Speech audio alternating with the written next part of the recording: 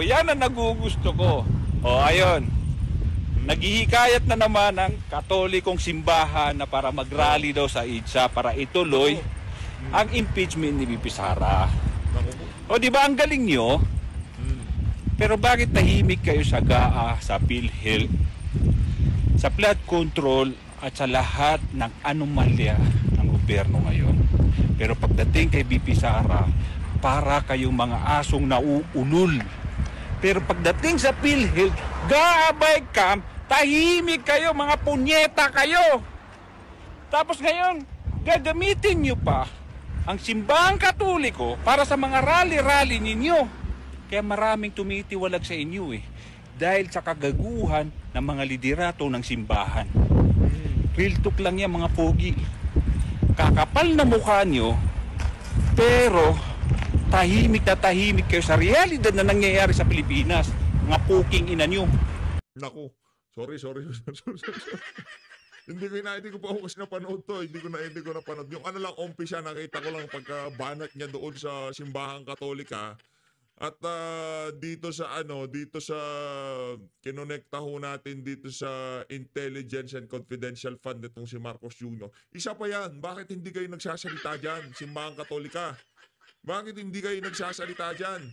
Kung i-divide ho natin yung 4.65 billion na yan, sa loob ng isang taon, mas marahas pa rin ho ang pagkakawaldas ng 4.56 billion pesos na yan.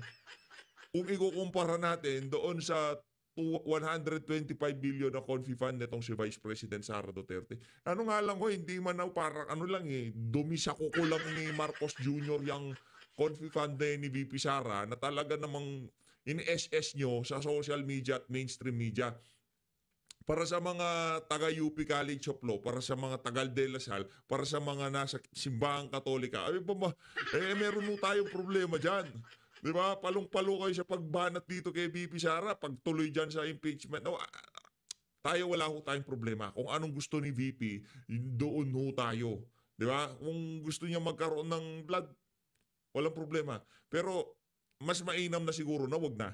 Diba? Para at least mapag-usapan natin yung GAA, yung BICAM, yung PhilHealth, yung flood control. Para mapag-usapan na natin yan. Win-win situation ho Kahit saan ho natin tignan yung impeachment. Win-win ho yan kay Vice President Sara Duterte. Kaya wag ho kayong mabahala. Si BP wala na ho siyang pakialam. Matanggal siya, hindi siya matanggal. Pero tayo ho mga kababayan, dito sa PH Update, si BP ang nakikita nating magiging susunod na presidente. Siya ho ang gusto nating maging susunod na presidente. Bakit? Kasi siya lang ho ang merong lakas ng loob na tayuan ng mga kabalbalan, ng mga walang ya sa pamahalaan. Yun. Diba? Marami naman siguro dyan na matuwid o magaling magtrabaho o magaling magserbisyo o kung sino-sino pa man dyan. Diba? Merong dyan, hindi mga magnanakaw. Pero wala ho silang yagba na kagaya nitong si VP Sara. Yung kaya niya talagang makipagbardagulan, kaya niyang banggain yung mga oligarko at yung mga nagpapahirap sa Pilipinas. Kaya niya humbanggain yung mga yun, kaya niya humbanggain yung mga sindikato ng illegal na droga, sindikato ng mga smuggler, sindikato ng mga magnanakaw sa ating bansa. Kaya ho niyang banggain yung mga yan. Pero yung mga ibang napupusuan ng ating mga kababayan na yan, dapat sila yung maupo sa 2025 at 2028. Hindi naman ho nila kayang banggain yung mga individual na yon, yung mga nabanggit natin na yon. Kasi yung lalim nung mga nabanggit ho natin na yun sa politika napakalalim, dekada na ho ang binilang, kaya yung sistema kaya na ho nilang paikot-ikutin. Kaya dapat buo ho ang loob ng kung sino man na magiging susunod na presidente para talagang sawatain niya yung mga nabanggit natin na problema na yan. Number one ho talaga dyan, korupsyon. Marami hong matuwid dyan, marami hong hindi magnanakaw dyan. Pero isa lang ho ang sa mga politiko ngayon ang nakikita natin na handang ialay ang kanyang buhay para talagang maisaayos ang ating bansa. At walang iba kundi yung si Vice President Sara Duterte. Yung si Senator Dante Marcoleta, given na yan. Pero yung yung winnability ba? yung chance ang manalo, hindi ho natin minamaliit ha, nag-number 5 ho yan, pero hindi pa ho siya hinog para sa presidentiable, ika nga. Magaling ho yan si Senator Marcoleta, pero ngayong mga panahon na to, base sa ating mga nakikitang paninira dito kay VP, tapos ganyan pa rin ang dating niya sa ating mga kababayan. Siya ho talaga ang ika nga nakikita nating susunod dito kay Marcos Jr. Ano ho ba? Ito ang tanong dito mga kababayan. Ano ho ba itong pinagkakaguluhan ho nila ngayon sa social media na interview nitong si Attorney Romulo Macalintal? Abogado ho ha? Ano ho ito? Election attorney. Naku, yari kayo dyan. Marami naman nagsasalitang election attorney dyan. Ha? Na dapat ito lang impeachment. Yan si Leila de Lima, kung di tayo nagkakamali, election attorney din ho yan. Yan yung talaga yung malalaki ang bayad, yung mga election attorney na yan. Malulupit ho yung mga yan. Pakinggan ho natin, viral ho ngayon ito sa social media kung ano yung naging interview niya dito sa DWIZ. Ito. Meron ho akong nabasa din at ang nagsabi po yan, ang nagsabi, batikang election lawyer, talagang isa ito sa ating mga, close friend ito ng DWIZ. Ito daw regarding dito sa parang ganun. Ang pagkakaintindi ko, ganito ha. Pinag-uusapan mo natin dito yung impeachment. Impeachment ni VP Sara. Meron lang daw kumwestiyon, siguro technicality, at kapag nagbotohan, malalaman na kagad ni VP Sara kung sino talaga mag-oo o hindi. Nasa linya po natin ngayon ang veteran election lawyer at pag-uusapan natin kung talaga bang mangyayari ang impeachment process o yung ditinggin sa Senado. Nasa linya po natin Attorney Romulo Macalintal. Attorney Romy Mac, magandang araw po. Magandang araw sa iyo at sa iyong tagapanood, tagapakinig. Ayan, Attorney, pasensya ka na. Mas maganda po kung kayo ang magpapaliwanag. Ito, unahin ko po muna ito. Talaga po bang, kasi dati nung last na usapan natin at pinag-usapan po natin yung impeachment, Attorney, parang malabong kapag nagtapos na yung 19th Congress, dapat hindi na aasikasuhin ng 20th Congress. Attorney, tama? Ganun yung ating ganun. punto. Oo, yun. Yes. Opo. So ngayon, ang tanong ng mga Pilipino, tutuloy ba ito sa 20th Congress at hindi na pag-uusapan yung salitang forthwith na yun? Dahil ngayon, parang ang preparasyon po yata nila, Attorney, naurong Nako. Yes, pero yan talagang tatawid ngayon yan. Ang issue ngayon pwede bang itawid yan from 19th to 20th Congress? Yun. Kasi ang sinasabi kasi ng Senate rules, sa rules mismo ng Senado, lahat ng mga pending matters and proceedings, remember the words, matters and proceedings, lahat na nakabindi na yan sa old Senate, terminated na yan. Pero pwede yung bagong Senado, i-take up yan, pero ituturing yan na bagong reklamo o bagong matter or proceedings. So pag itinuring niya na bago, maaari sabihin ni Sara na, bago yan. So pangalawang impeachment ko na yan. Kaya ang mangyayari dyan ay, hindi na ako po pwedeng makasuhan dahil sa ikalawan na yan sa loob ng isang taon.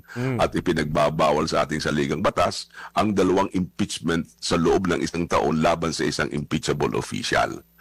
So yun ngayon na magiging tinatawag na issue of jurisdiction. Ibig sabihin, may kapangyarihan pa ba ang 20th Congress, ang 20th Senate na yan na i-take up itong impeachment na ito na isinampa noong 19th Senate. So pag yan kinwestiyon ngayon ni Sara, sasabihin niya, we move to dismiss because you have no jurisdiction, wala na kayong kapangyarihan. Dahil sa galing pa sa lumang Senado, itong bagong Senadong ito walang kapangyarihan. So I file a motion to dismiss. Pagka nag-rule ngayon ang Senado, i-dismiss ba o hindi, malalaman ngayon ni Sara sino ang kanyang mga kaalyado. Kasi sa botohang yan, malalaman na niya. Kasi kailangan dyan, para mag-grant yan o anumang desisyon, 13 ang boboto kung pagbibigyan siya o hindi siya pagbibigyan. So, dyan makikita agad niya, sino ba itong mga senador na ito na kampi sa akin? Ngayon, kung yan naman i-dismiss, wala nang problema. Ibig sabihin, 13 ang pumapanig sa kanya. Kaya, sa madaling salita, sa madaling panahon, malalaman agad niya kung sino ang kanyang kaalyado dyan sa Senado. Okay, so ibig sabihin, para mas madaling maintindihan ng mga kababayan natin, yan po ay trabaho ng 19th Congress na hindi pwedeng ipasa sa 20th Congress. Yun ang sinasabi ngayon ng panig ni Sara, hindi pwedeng ipasa yan doon. At hindi naman ang mga ibang mga pahiwatig sa mga desisyon ng ating Korte Suprema. Kasi sinasabi ng Korte Suprema sa isang kaso na kung iyan ay pwedeng itawid, bakit sinasabi ng panuntunan o rules ng Senado na lahat ng pending matters ay terminated? Kung iyan ay tinatawag na continuing body ng Senado, bakit sinasabi pa nila na yung luma ay hindi na pwedeng itawid sa bago? Bakit sinasabing tapos na yan sa lumang Senado? So, yun ang magiging issue ngayon sa ating Senate impeachment court na yan. So, ang luma ay 19th, yung bago 20th. Yung 20th, kaya yan ngayon ang pinagtatalunan kung pwede ba yung itawid o hindi pwedeng itawid. At yan ay pagka naging issue ng jurisdiction, sa unang saltada pa lang, magkakaintindihan na kung sino ang para kay Sara at kung sino ang hindi para sa kanya. Ito pa ho, gusto kong yung binanggit nyo kanina, kapag rules po ng Senado, paano ito? Hindi pwede pakialaman ng Korte Suprema? Ay, hindi pwede pakialaman ng Korte Suprema yan. Maliban na lamang kung lalabagin ng mga senador yung rule ng Senado. Pero pagka yan ay hindi nila nilalabag, hindi pwedeng pakialaman ng Korte Suprema yan kasi rules nila yan eh. Sila ang gumawa niyan, sila nakakaintindi niyan. So hindi pwedeng sabihin ng Senado, paki-interpret nga nyo itong aming rules, sabihin ng Supreme Court, bakit naman i-interpret kayo gumawa niyan? Anong malay namin dyan sa inyong ginagawa niyan? Yan ay political issue na kayo ang po pwedeng mag-determine yan. Pero kung halimbawa ay mali, ang kailangang boto ay 2/3 pero binutuhan ng 1/3, bawal yan. Hindi po pwede yan. Pero kung sinusunod nila yung panuntunan, hindi pwedeng makialam ang Korte Suprema.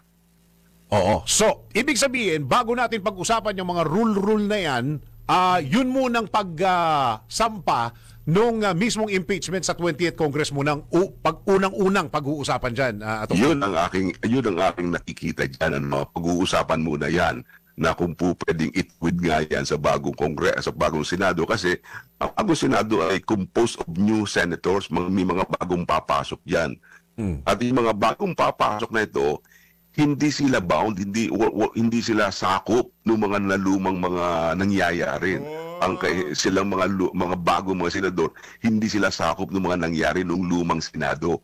Kaya panibagong labanan yan sa 20th Congress o 20th Senate na yan. Matindi ho yung mga punto de vista na yan itong si Attorney Makalintal, no? Yan din ho ang pananaw ng dating Senate President na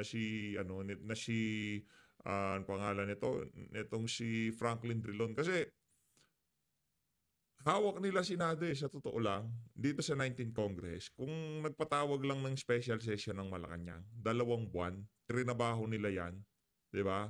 O hindi inupuan yan ng House of Representatives. Kagyat pagkatanggap nitong ni Secretary General Velasco, binigay kaagad sa Senado. Sa tingin natin, ngayong mga panahon na to, nagre-render na sila ng verdict laban dito kay Vice President Sara Duterte. Hindi na ho yung kagaya nito, hindi pa nga nauumpisa, hindi pa nga nare-refer sa sa Committee on Rules, so kung saan committee man yan para mapag-usapan yung impeachment na yan, di ba?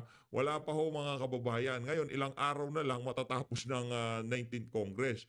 Kaya mas dumami ho ang problema ngayon. Pero hindi lang ho kasi ang nangyayari dito, kagaya ho nitong post na to, ito talagang si Soto, gusto niya na hong dispatchahin. Itong si Chis Escudero. Sa kanya niya ho isinisisi. Ang kalahati ho ng problema na to, hindi naman ho talaga galing dito kay Chis Escudero. Galing ho yan dyan sa House of Representatives at sa presidente, di ba?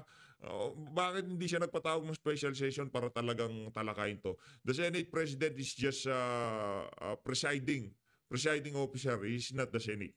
Ito. Base dito. Cause of delay. Isinisi ni Senator-elect Tito Soto ang delay sa impeachment proceedings laban kay Vice President Sara Duterte, kay Senate President Chis Escudero. Ngayon dahil itong si Soto gusto ho niyang maging Senate President, binubuhuso niya ang sisi dito kay dito kay Chis Escudero. Talagang pumupustura na ho siya para maging susunod na Senate President. Kaso ang problema, marami ho ata sila ngayon dyan sa Senado na gustong palitan itong si Chis Escudero bilang Senate President. Giit ni Soto, inirefer dapat agad ni Escudero ang impeachment complaint ng Kamara sa Committee on Rules ng Senado nang matanggap nito noong February 5. Dapat daw i-refer sa Committee on Rules. Last 2 minutes na noon, Senator Soto. Di ba? Parang di nyo naman ho napanood. Nagkakaroon ng deliberation sa plenaryo o nagkakaroon ng pag-uusap sa plenaryo. Bigla-bigla, patapos na lang pupukin na lang para mag-recess. Doon ho lumabas yung balita na i-transmit na yung mga articles of impeachment from House of Representatives papunta Senado. Hindi ho yun kasalanan nitong si Chis Escudero. Inupuan ho nila yan dyan sa House of... Hindi natin kinakampihan nitong si Hindi ho natin kinakampihan dito si Chis Escudero na dapat talaga point blank refer kagad sa Committee on Rules. Hindi. Ang tagaluyang inupuan dyan sa House of Representatives. Kasi pagka ginawa naman itong si Chis Escudero, mapagkakamalan siya na gusto niyang matanggal itong si BP Sara. Di ba? Isubukan yung ilagay yung sapatos nyo kay Chis Escudero. Tingnan natin kung paano nyo iwiwi yung sitwasyon. Noong panahon na i-transmit yung impeachment complaint na yan from House of Representatives papunta Senado. Kahit ayaw ko kay Sara, hindi ko aaksyon ng kagyat yan. Magmumukha ho tayong parang gustong-gusto nating matanggal yan si Sara. Kung merong sisisihin dyan, hindi si Chis Escudero. Dapat yung mga trumabaho dyan sa impeachment na yan sa House of Representatives. Ngayon, bakit sinisisi ni Soto? Para makita ng ating mga kababayan kung tatanggalin man yang si Chis Escudero. Isa sa mga magiging dahilan. Diyan sa pag-upo niya na yan sa impeachment nitong si BP Sara. Laro ito ng chess. Kumbaga dito sa bahagi ng mga statement nito si Soto, ang nagiging kasama niya dito kagaya ng UP College of Law, yung Simbahang Katolika, yung mga taga De La Salle, yung mga kababayan nating gusto ng impeachment, sila ho ang kasama dito. Kumbaga babakapan nila dito sa statement na to si Soto, kaya nga bakit hindi binilisan niya ni Chis Escudero. Pero ang totoo, wala naman ho talagang intensyon na mabuti ang Soto na yan. Ang gusto lang niya maging Senate President. Yun lang ang ating nakikita dito. Politika ho yan mga kababayan.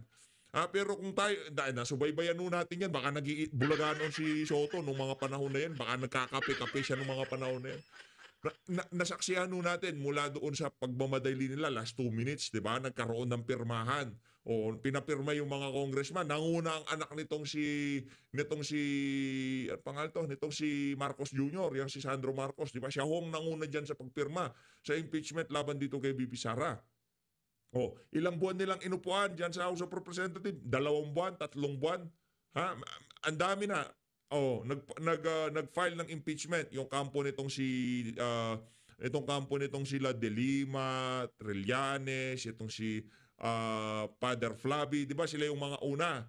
Tapos sinundan ng mga Makabayan Black, sila yung mga magkakasama diyan sa House of Representatives. Tapos yung ika-4, yun pa lang ho ang transmit nila. Ang dami yung impeachment complaint. Kesyo kinonsolidate daw nila doon sa Hindi ganun yun.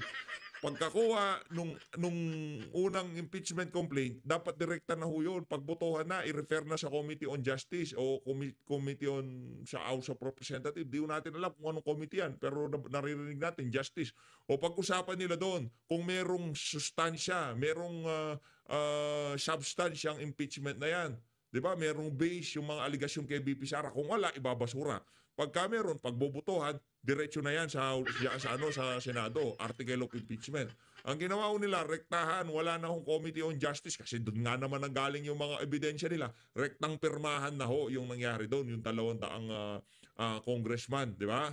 Ngayon, ang tagal ho nilang inupuan yan. Ang tagal ng parinig dyan sa House of Representatives. Meron pang pang-apat Hintayin natin yung pang-apat. Pero meron ng pang-apat. Kumbaga, tinataon nila para kung sakali mang hindi magtuloy-tuloy yan, maisisi nila dito kay Chis Escudero. At yun na nga ho nangyayari ngayon. Pumapabor ang sitwasyon dito kay Tito Soto. Pero kung tayo tatanungin, hindi rin ho natin mamadaliin yan kung tayo ang Senate President noong mga panahon na yun. Kahit kayo naman, Senator Soto Di ba? Kung kayong Senate President doon, pagkadating ng alas 3 o alas 4 ng impeachment articles of impeachment dito kay VP, within 15 minutes, kagad dadali mo sa plenaryo para i-refer sa Committee on Rules. Siguro hindi nyo rin gagawin yun eh. Mapagkakamalang kayong gusto nyo talagang minamadali nyo yung pagtanggal kay VP Sara, di ba? Ilagay nyo rin kasi yung pwesto nyo doon sa sapatos ng mga taong tumatrabaho noong mga panahon. Si Joel Villanueva, bakit hindi nyo sisihin dyan? Di ba? Siya yung nagsasalita ng mga panahon na yun sa Senado. O, pwede niyang kunin yan. Siya, di ba siya majority floor leader ngayon? Kung di tayo nagkakamali siya. Dapat renifer na niya sa Committee on Rules. Kinausap niya na itong si Chisa Escudero. Baka tayo maputukan. Hindi nga kasi pwede mangyaring ganon. Sila naman na magmumukhang hayok sa pwesto o gusto nilang matanggal itong si VP Sara. Tama nga naman yung argumento nila. Inupuan nila sa House of Representatives. Tapos kami, papamadaliin nyo kami. Kalokohan naman yung mga kababayan. Tuloy natin itong si Atty. Makalintal. Kasi nga, bago na tong grupo na to. Bago na Yes, to. Oo. bago yan eh. Sasabihin lang, abay wala kami pakialam doon. Wala naman kami roon. Anong malay namin kung anong nangyari? Ang pag-uusapan natin, ano ang mangyayari ngayong panahong ito? Yung nagdaan, hindi namin pinapansin yan kasi kailangan malaman namin kung ano ang magiging panuntunan natin sa bagong itong composition ng Senado. Pwede ko bang i-compare ito or ano ang difference nito doon ho sa batas na nabinbin din noong 19 Congress kung hindi ho impeachment ang pag-uusapan natin? Bagong batas, bagong bill na pinag-uusapan. Pwede ho bang i-compare ito doon sa impeachment? Pwede man yun kasi halimbawa yung bill sa 19 Congress Yes. ay nakabimbin doon. Pwede yang i-take up uli ng bagong Senado pero ituturing na bagong batas yan. Bagong panukalaan na as if filed for the first time. Para ituturing na ngayon lamang yan inihain. Yun ang ibig sabihin na it may be, it is optional. May option ang bagong Senado na yan ay dinggin o kunin pero ituturing na bago yan. Kaya kung ituturing na bago yung impeachment case ni Sara na ipinalong 19 Congress at ituturing na bago sa 20th Congress, doon papasok yung sinasabi ni Sara na ay hindi na po pwede kasi bago yan. So, panibago yan. So, hindi mo ko pwedeng iakusahan sa loob ng isang taon ng 2 kaso. Oo. Kasi nga, hindi rin naman pwedeng gumawa ng isa pang impeachment na magagaling sa Kongreso dahil may ban tayo. May ban tayo. Pero dahil nga sa itinuturing na bago yan, so ituturing din na panibagong pagpapail yan ng impeachment case laban sa kanya. Kaya napakagandang pag-usapan yan at magandang talakayin yan sa unang bukasan pa lamang ng impeachment trial na yan. So dyan malalaman natin kung sino ang kakampi o sino ang hindi kakampi ni Sara Duterte. Pero ang malinaw dito, hindi dapat talaga tumawid. Hindi talaga dapat tumawid kasi lahat ng dapat na pag-usapan nung 19th, hindi pwedeng itawid. Lahat patay na yun. Ika nga, umpisa niya, lahat ng nakapile na bill, i-repile yan, di ba? Ganun ho yun. Hindi pwede yung gusto mangyari nitong mga simbahang Katolika at nitong mga dilawan at pinklawan ho yan eh. Ngayon, gumawa ho ng problema ang administrasyon. Ginawan ho nila ng problema ang administrasyon. Ginawan ho nila ng problema itong si VP Sara, nitong si Marcos Jr. at nitong si Martin Tambaloslos Romualdez na hindi naman sila ang magbebenepisyo. Diba? Sakit noon. Anak ng tokwa, 150 million kada pirma versus dito sa 125 million na confidence. Hindi, di ba? Tinanabaho nyo, walang humpay na ayuda, walang humpay na panliligaw sa mga congressman. Bahala sa pondo mo sa distrito mo. Dire-diretso yan, di ba? Ganun mo ginawa nila para pumirma sila sa impeachment na yan. Ngayon, ang nangyayari? Sino nagbe-benepisyo sa impeachment kung sakali ma-impeach si BP? Hindi naman si Martin Romualdez. Okay lang, sige ganito, basta hindi Duterte kahit sino-sino na. Hindi ganun yun sa politika. Akala nyo ba pagka naupo yung mga dilawan na yan, hindi kayo didispatchahin ng mga yan? Didispatchahin ho yung mga na yan. Pag-uusapan ho nila yan, yung mga flood control, yung mga ayuda. Naku, kayo ho ang tutustahin. Dalawa lang naman bagay yan eh. Kami magtutusta sa inyo o mga dilawan magtutusta sa inyo. Kahit alin dito sa dalawa na to, sigurado durug kayo. Kayong mga Italianista at loyalista. Pili lang kayo. Wala naman kayong choice yan eh. mga dilawan at pinklawan ang dudurog sa inyo o mga Duterte supporter ang dudurog sa inyo. Kahit anong pampiliin nyo dyan sa dalawa na yun, madudurog kayo sigurado. Kasi inutil yung amo nyo. Walang ginawa sa loob ng 3 taon. At sa loob ng 6 na taon, wala ho tayong nakikitang magagawa ng mama na yan. Sa ayaw sa gusto nyo, pumili lang kayo. Kami medyo malambing kami, mga DDS supporter. At medyo kami mapagpatawad kami. Nga. Mapagpatawad kami. Doon sa mga mga vlogger. Pero pagdating kay Marcos Jr. at kay Tambaluslos, tumabi-tabi na muna kayo. Kasi po, ang 19 Congress hanggang June 29, no, June 30, 11:59 ng tanghali, attorney. Yes, Kaya ba nilang tapusin yan? Kasi ang sinasabi ho ni Senator Coco, hindi, trabaho na namin yan. Kailangan asikasuhin na yan. Dapat tumakbo na yan.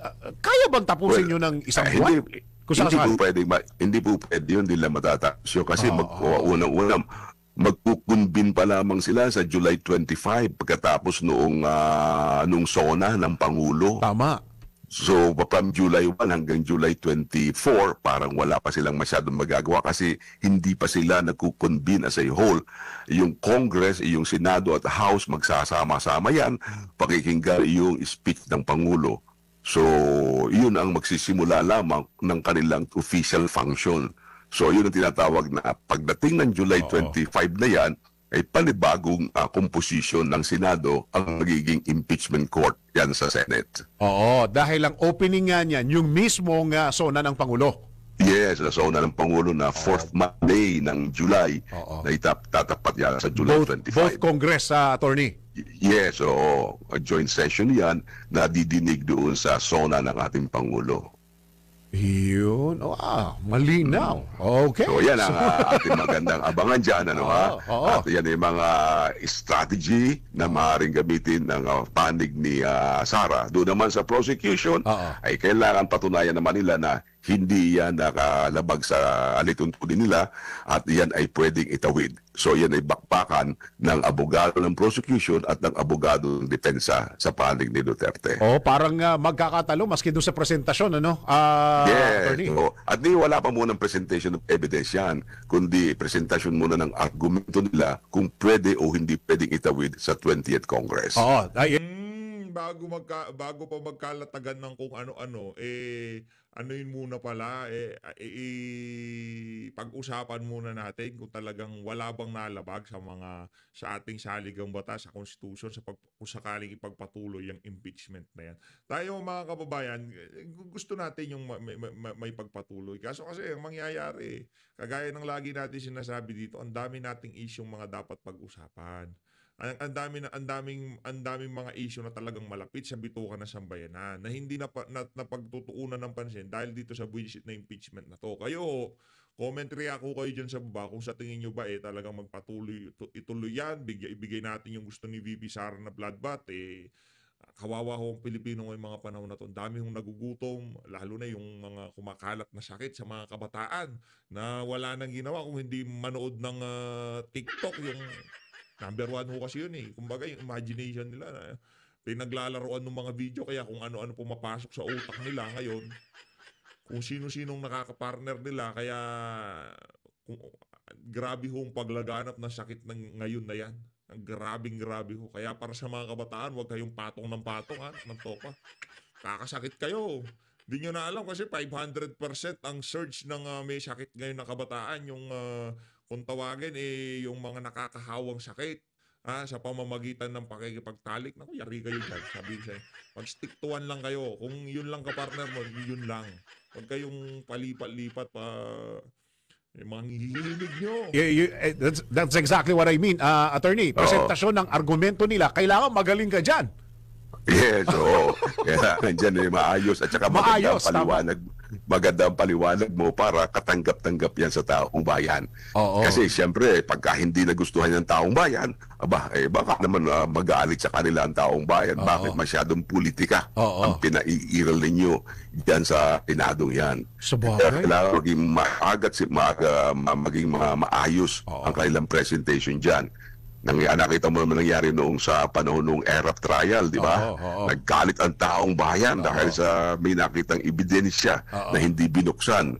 Yun, nagalit ang taong bayan. Dito rin, ano ang mangyayari dun sa mga ebidensyang yan. Malakas ba ang kanyang ebidensya para maging sanhi ng taong bayan para sila ay magalit sa mga impeachment court na ito? O tama lamang ang sa paningin ng taong bayan ang kanilang ginagawa? Ang mahirap doon, attorney, yung presentasyon mo ng argumento mo, puno pa ng butas. Yes, ano ba, halimbawa may sinabi, siyempre may counter naman yung kabila. So magandang pakinggan yan at tayo dyan sa DWIZ, siguro maganda magkaroon tayo ng coverage para Naku, isa yan sa mga plano namin, attorney. Yes, alam mo, sa bawat labas dyan, sa bawat argumento, yan ay dapat na napapaliwanag natin sa taong bayan. Noong panahon ng impeachment trial ni Erap, I was the analyst ng PTB4. Nandun kami sa Senado at yun, bawat galaw ay ipinaliliwanag namin ano bang ibig sabihin ng presentation of evidence, ano bang ibig sabihin ng prosecution, ano bang ibig sabihin ng defense panel, ano ba yan mga yan. Dapat ipaliwanag natin sa taong bayan na ang mauuna, ganito mapapresent, ang makalway ganito, at kailangan malaman nila ano ang ibig sabihin ng trial na yan. Parang naalala